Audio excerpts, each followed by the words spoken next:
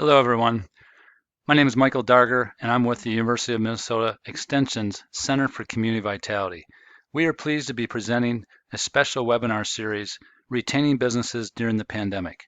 And our first session was held on April 14th, The Economic Considerations of COVID-19, How Are Economists Thinking About This? This webinar provides a brief overview of current economic thinking about the impact of COVID-19. It also provides a framework for understanding how the national trends may translate to your community. Furthermore, you'll learn about big picture concepts on the impact of COVID-19 and tools for helping your community understand its impact at the local level. Our presenters in this session were our Senior Economic Impact Analyst, Brigid Tuck, and she was interviewed by Neil Linscheid, a Community Economics Extension educator. You can learn more about this series later on at the end of the session. You'll find the link, and I hope you attend more sessions. And here is Neil. Going to tell you what the stock market will do tomorrow or next week, nor what maybe the bigger, broader global macroeconomic situation will be. We're both coming at this from the community level economics and maybe even the regional economics perspective. So I thought maybe we could just start with asking Brigid to tell us a little bit about your background. You've done work on economic impact studies, and maybe you could just share a few things to bring everyone up to speed on what you've done and how you're thinking about this. Sure. Good morning, everybody. It's nice to see so many friendly, familiar faces across the state of Minnesota. As Neil said, I work in the area of economic impact analysis. So I work a lot with communities to just sort of help them understand, what does your economy look like?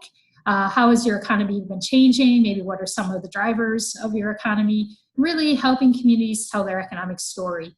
And the idea behind that is to really help local officials, whether it be elected officials or economic developers or community chamber of commerce, those kinds of folks, be able to communicate with their communities about what's important and really be able to make some decisions using data to guide those decisions and think through their economic future.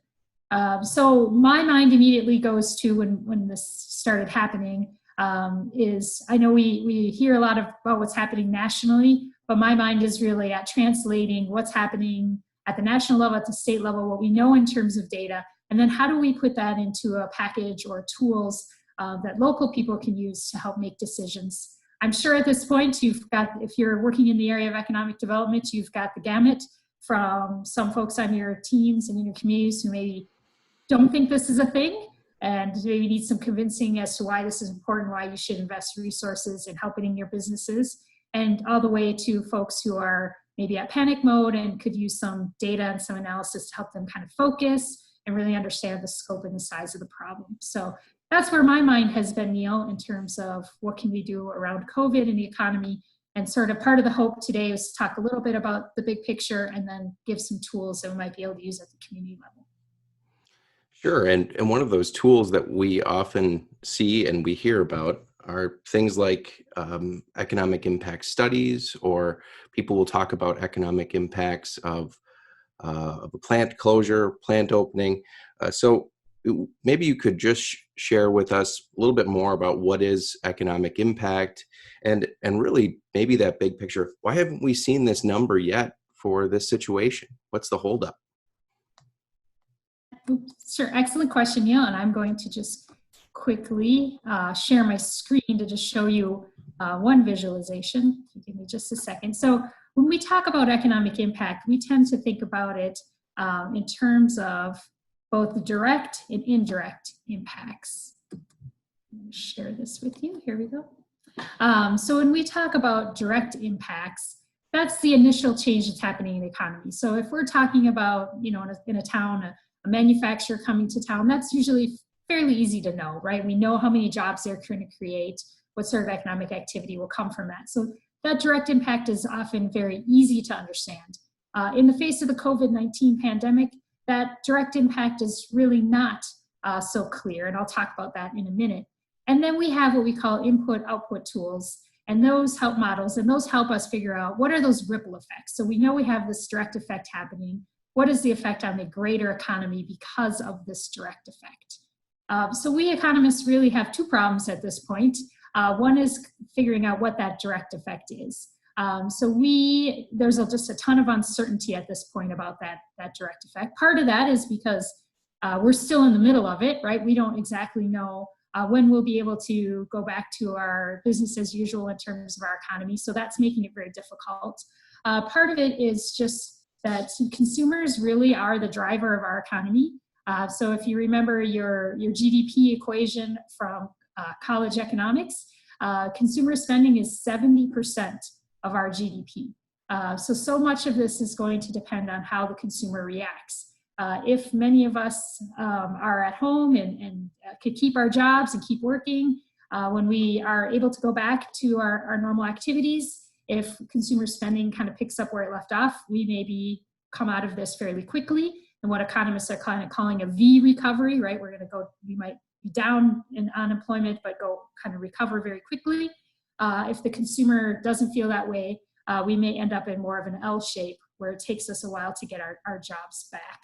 And it's really sort of upending both sides of, supply and demand have sort of been upended in all of this.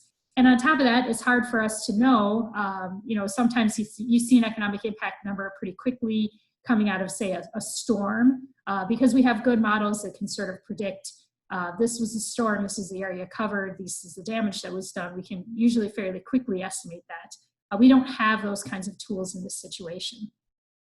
And we have kind of a labor shock here that we've never sort of seen before, where we have this massive spike in unemployment as well.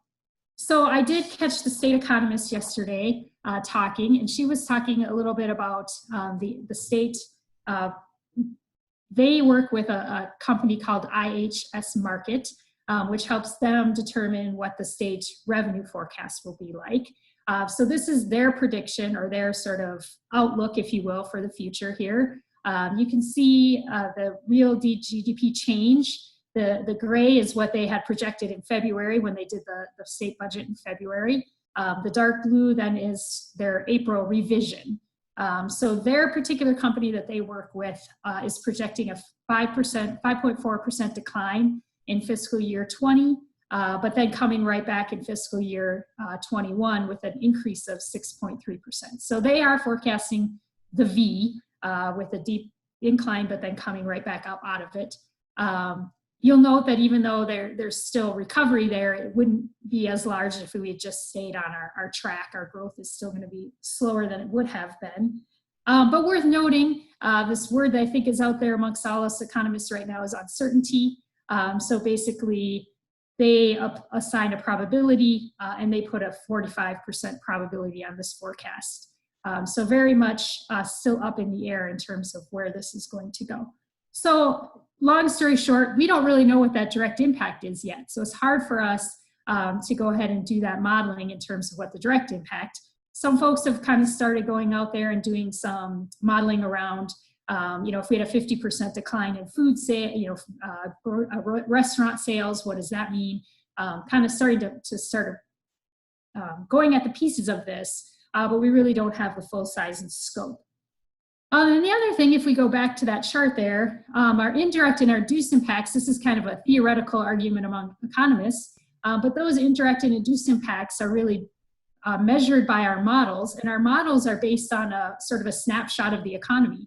So looking at what do our spending patterns look like, and our businesses and how they spend money, and you can imagine that if we sort of destroy that spending pattern, our models aren't going to be very good at predicting either. So I think, Neil, in sort of a long explanation, that's why we haven't seen really any economic impact study to date. It's just too hard to get our hands around that direct impact, and then concerns about whether the model will do a good job on those indirect and induced effects. And I will, as I pause here and let Neil talk, I will post into the chat the link to the state economist revenue forecast, so everybody can see that chart and read more about how they came up with those numbers. So Bridget, I'm hearing you say that it's not as if economists aren't trying to understand what's happening here, but just the nature of how complicated things are and all the different levels of this is making it that it's difficult to be as precise as they maybe normally would have been when everything was working like it normally did. When the world was operating as it did yesterday, it would be easy to take the model that is in your computer or in some other economist's computer and just change a few numbers and see what it produces. But this is changing how that model works. It's changing the underlying math that would derive any new information. Is that correct? Yeah, you're right, Neil. That's exactly right. We're fundamentally changing our production functions, or the way we produce things. And as we do so, that model is less and less able to accurately predict how a change is rippling through the economy. And I would add too that listening to Dr. Kolomakidis yesterday talking about this, a lot of our leading indicators are also going to sort of be off for a while. So one thing that they rely on, for example, is sales tax data. Well, the state has offered a sales tax deferment, right? So we won't even, normally we would know the next month what the sales tax collections were for the month before, which would help us understand how the economy is changing. Businesses don't have to pay it for, they've been given a deferment, so we won't have that data. As just an example of the complications. Some of our things that we use to take the pulse of the economy are also going to lag. And you mentioned a production function. What is that? I mean, that I don't know that that's something that is always on the tip of my tongue when I'm thinking about an economic situation. What is that? Where does that come from when you're trying to understand the economic impact of something? So the production function, essentially, we know at the national level how the goods and services flow through our economy. So we know, like, if we're going to build a pencil, for example, we know how much of each input it takes to produce that pencil. And so then what we can do is, if we know that production function or that expenditure pattern to produce 1 unit or $1 worth of pencil, we can look at what if we were to build $100 worth of pencils, right? And you can imagine that at the small, like we've talked about, at the small level, those sort of minor changes, the production function holds true. We need X amount of graphite, and X amount of wood, and X amount of eraser materials, and X amount of labor. But if we blow up those supply chains, we don't really know what those production functions are anymore. Mm-hmm. Mm-hmm. So it seems like there's information here that we get from the national level that's changing. And I know a lot of the people on this call today, we're at the community level, or maybe we're thinking about this at the regional level. Some of us might be thinking about it at the state of Minnesota. But as we start to think about, okay, how will this play out in our community? How can these ideas about economic impact or production function, the things that you've mentioned so far, how can those help us and guide us in some of our decision making? Yeah, I'm still on mute, right? Yes, I'm good. So I think there's a couple of tools out there, Neil, that as I've been thinking about this and how we do this at the local level. The first thing I really think, I know that everybody is sort of being overwhelmed and swamped with all the things that are happening out there. So just kind of coming back to community development 101, right?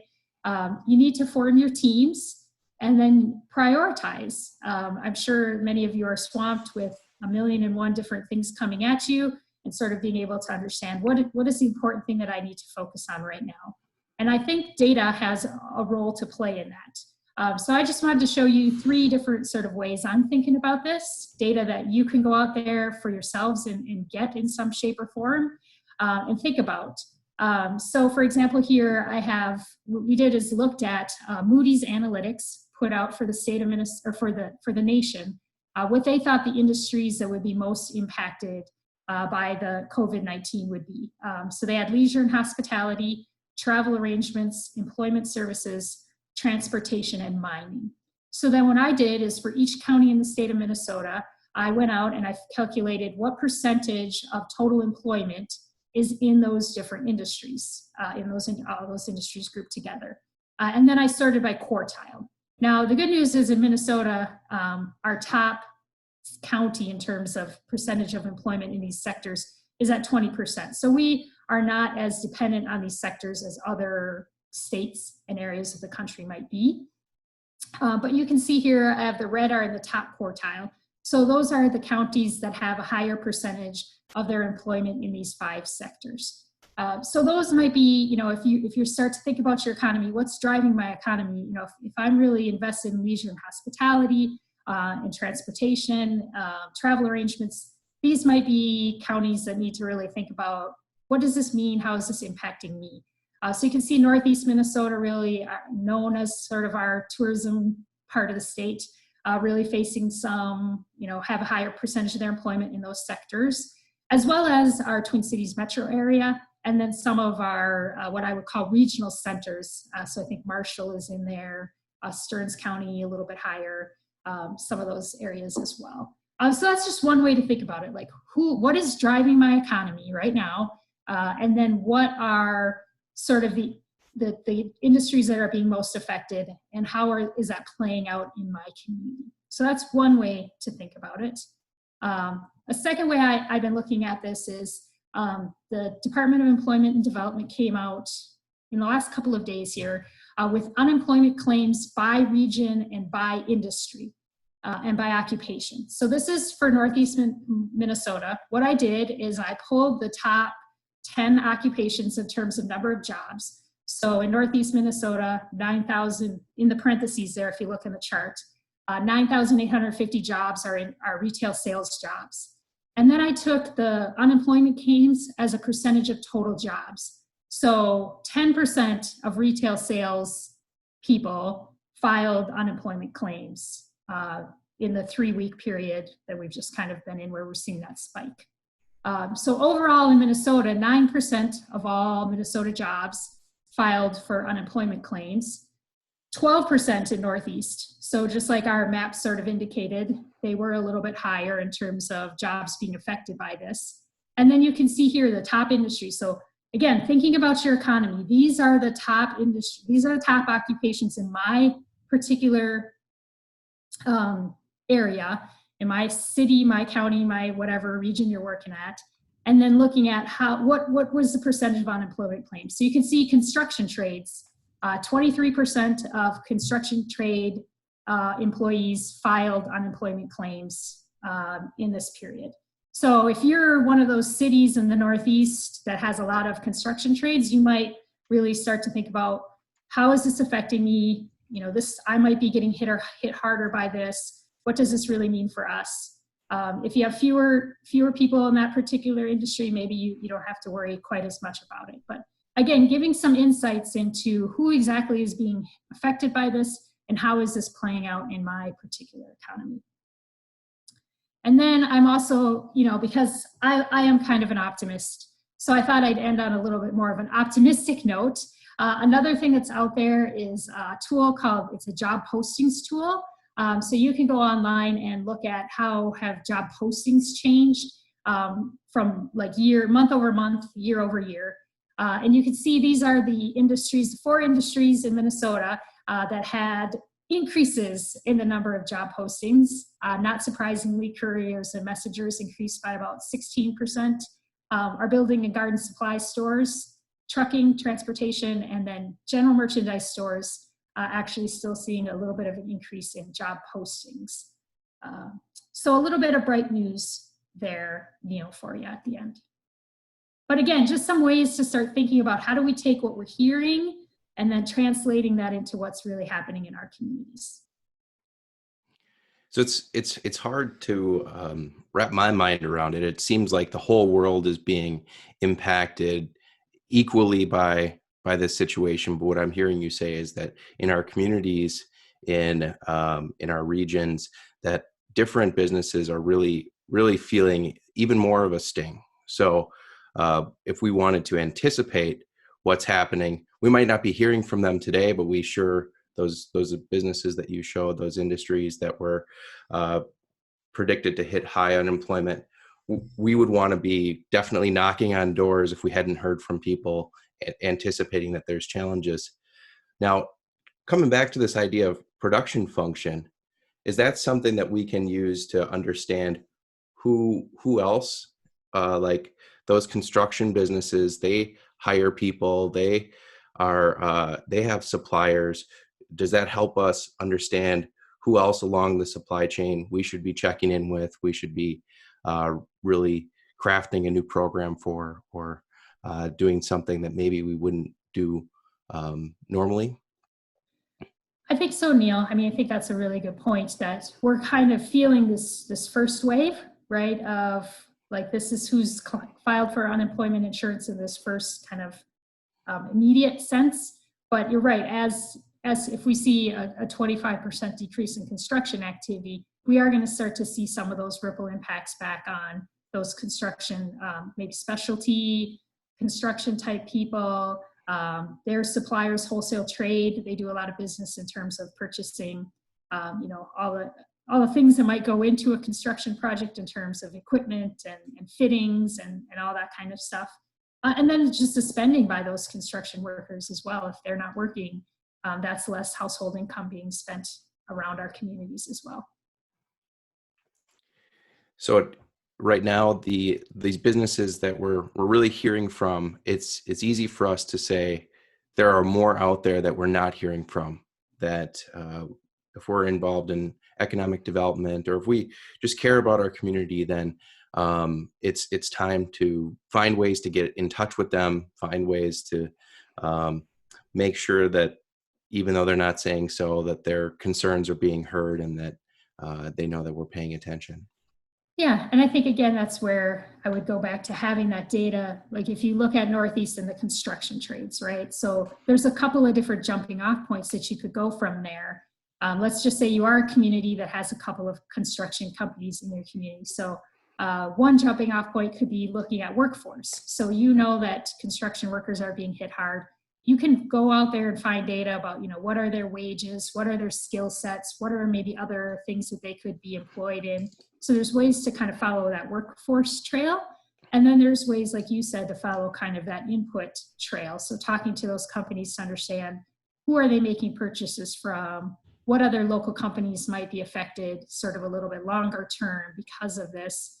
And then even if you don't have a high construction, but let's say you're a strong manufacturing town, but you produce air conditioning units for households, and construction is slowing, you might expect to see them slowing as well. So again, thinking through who are your players in your economy, and sort of understanding how this is working for them, and having this data sort of as that jumping off point.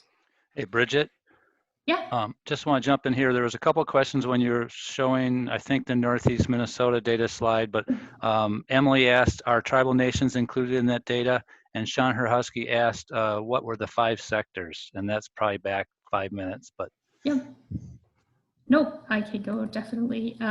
So the tribal, yes. Okay, so the 2 data sources I was looking at is unemployment claims. So that obviously does not go with necessarily with tribal affiliation. Anyone could be part of that. And then our jobs data should include employment at like a tribal casino or a tribally run grocery store, or any kind of thing like that should be included in this data. Yes.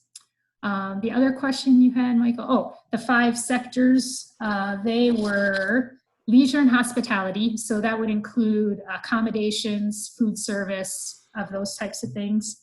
Travel arrangements, so kind of booking services for travel. Employment services, which would be like temp workers. Transportation, and then mining. And I don't know why mining is included in there, to be honest. But that was what Moody's had predicted to be the industry's hardest hit. Well, Bridget, I want to ask folks on the line if they have other questions or comments, to start putting those in the chat box. I do have another question for you here to round out the time that we had planned. And that's really, what advice would you have for someone that wants to gather more data, wants to put together some information for their community, and help drive that decision-making based on things that we know as closer to fact, versus sort of the emotional or gut impact? Yeah, so sharing my screen again here. Number one, we in Extension have some resources. I think I saw that Joyce put into the chat our link to our report, but as well as, we have Extension educators across the state of Minnesota, like Neil, who really work one-on-one with communities. And I know the general opinion has been that we're wanting to help and ready to help and want to help communities have these conversations. So certainly reaching out to your Extension educator is a good place to start. But I also put here on the slide the DEED unemployment website. They have a great kind of interactive website right now where you can look at all the data in terms of which occupations are being affected by region. You can look at different demographic pieces as well. So that's a really great website they have up and running. And then EMSI, which is it's a subscription service, but they have, for the time being, opened up their job posting data. So you could go look at the state of Minnesota for job postings, those changes in job postings. So I used it as a way to see some hope that there were some increases in job postings, but you can go in there and kind of look at which industries are seeing the biggest decline in job postings, as well as number of job postings. So despite the unemployment claims and the decline in the number of job postings, there are still some industries that continue to hire, maybe at a slower rate than they were hiring before. But there are certainly still job postings out there. So those are some sites that everybody on this call could just go to today and kind of explore. They're fairly simple and easy to use and could get some data that's relevant to your community. And Bridget, a question came in, of course, about whether we're going to share the slides, and I'm assuming we can do that. Sure, I don't really have them, in some sort of fancy format. That's okay. Visuals to support today, but yes, definitely. Fancy's out the window right now. Okay, we got some comments and questions coming in, but Neil, do you have some more questions in your? No, I think that was the end of the questions that Bridget and I had planned, and I very much agree with what you're saying, Bridget, around the you can get the data yourself, you can look at these things. Another group that I would add to talk to are the labor market analysts at DEED. Your regional labor market analysts are also just an amazing resource for you to check in with, and I'm sure many of you already know that, but just another plug for all the great resources we have across Minnesota. One of them is here on the line, Sean Herhusky, and probably others, but.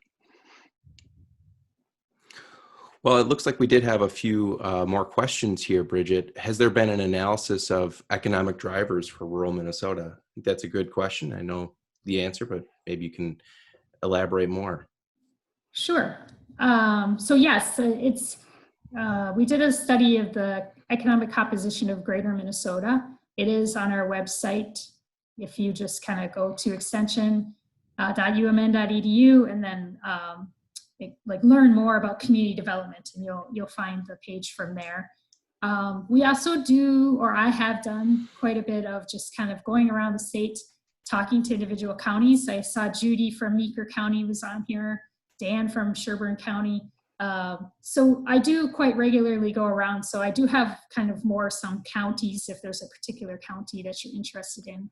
I may have been there and done that recently. So there are a couple of resources out there, yes. And you can go to DEED, again, to LMI or to their website and look like I like the QCEW data.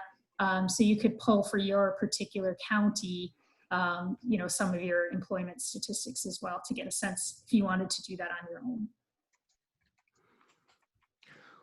Well, it does look like it's 9:30, and that's what we promised everyone we would do. I think our commitment here will be that we'll stay on the line for maybe the next 15 minutes. If there are questions that come up in the chat box, we'll stick around to answer those and just be here for you. But I think if you're in agreement, Bridget, that ends our prepared webinar stuff. And we really want to thank you for participating today and joining us. We hope that it was useful. And we hope that if you have ideas on additional sessions or additional things that would be helpful for you during this time, that you would let us know, and we will. Our promise to you is that we'll do our best to prepare more webinars like this to respond to things like that.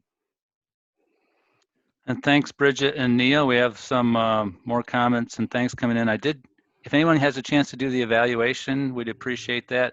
Also, any other topics that you'd like to see webinars or info sheets or other forms of getting information out, let us know. Put them in the chat or put it in the evaluation, or send one of us an email, give us a call. We want to hear from you, and hang in there. Any other questions? And I know Eric put in the information about some of the impact on mining. So there's a link there if you scroll up, if you missed that. Yes, and I had seen that too, Eric. I was interested to see that particular announcement to kind of follow how that works out. And Joyce put a link into, I think that's a study that you did, Bridget? Yep. Right? Yep. And I can't remember if we mentioned it, but we are working on some kind of clearinghouse blog-like web page. And so when we get that out, again, we'll post it out to people. But our high water mark here was 103 participants out of 160 who registered. So that's a pretty good showing. So we also had this recorded, so we'll put that up when we can on our webpage. Yes, Thomas, we got a Thief River Falls webinar coming up a week from this Friday on the 24th. So look for that in your emails or social media. That'll be the same time, another webinar in this series.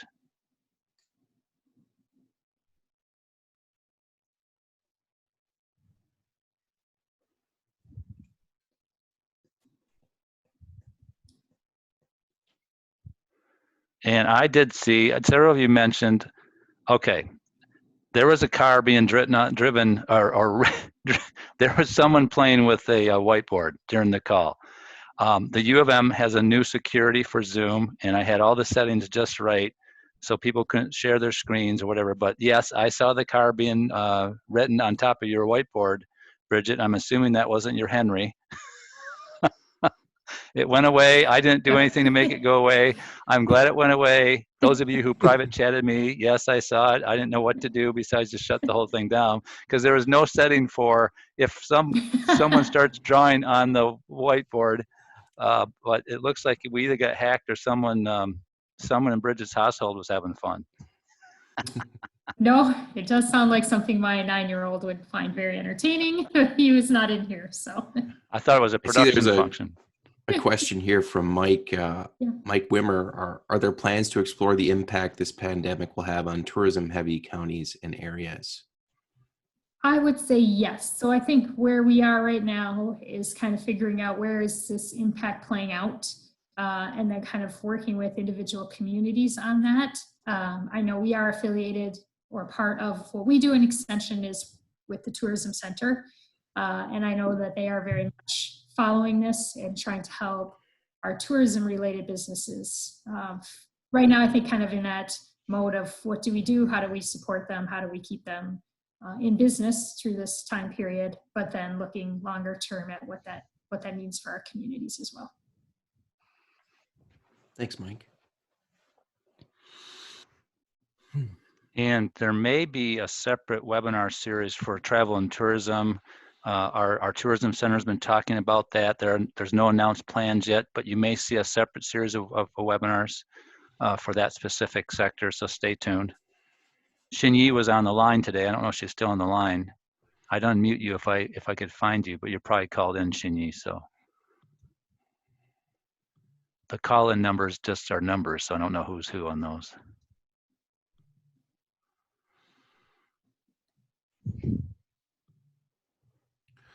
Well, we'll do one final call here before we, I guess, close this down. Any few more minutes to add any questions or comments that you have into that chat box.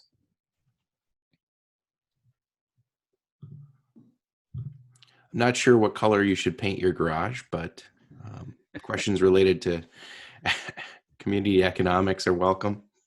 Yeah, there's one. There you go. Do community demographics have an impact on the analysis, i.e. older communities more at risk of long-term economic impact? I think it's a really good question, and I think there's a couple of things with demographics, and that's where I think the occupation data can be helpful, because what we're kind of thinking about for our next step here is, okay, we know which occupations are being hit hardest. Now we can go get some data on who's in those occupations. So for example, I was pulling some data for kind of the Duluth area and looking at impacts like in healthcare. There's been some, I mean, I know we hear a lot about the COVID-19 and how we need more, obviously we've got our healthcare people on the front line, but at the same time we've stopped elective procedures. So actually some of our hospitals are laying off folks. And if you look at the demographic data, at least in Northeast Minnesota, 75% of the healthcare supports are female, right? And they tend to be kind of in that middle income age range. And so there's some good data out there about who those folks are and who's being hit hardest by this, and really looking into that and taking kind of those next steps. So I think there is some really good demographic stuff. You were asking a little bit more about older communities. I think it's just going to kind of come down to your base and what does your economy look like. Some of those older communities maybe having a more established downtown maybe are more resilient in certain ways. Other communities that have grown faster more recently maybe have more of a different looking economy. Maybe they're resilient in other ways. So again, I think it's just going to kind of come down to understanding who's in your community, what industries are there, and how are these impacts affecting them. And another thing on that might be there are purchasing different. Consumers do have different patterns in different age groups, and the things they purchase are different. How they purchase are different. At this point, we just don't know enough about what's happened and how long it will last, and all those sorts of factors to be able to say how those differences will matter or not.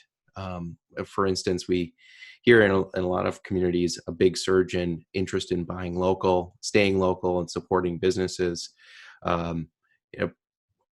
It's probably years from now that we'll know if there was some difference in demographics that motivated more people to buy local, or motivated more people to buy online, or whatever. Right now, if you can find toilet paper on the internet or in your local store, I think you're buying it.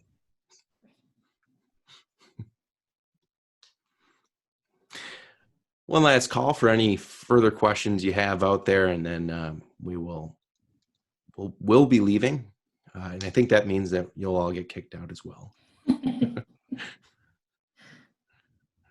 Yes, I see. Michael's put a call for the evaluation. So if you do evaluate us, that does help us to get better in the future too. So appreciate anyone who fills out the evaluation.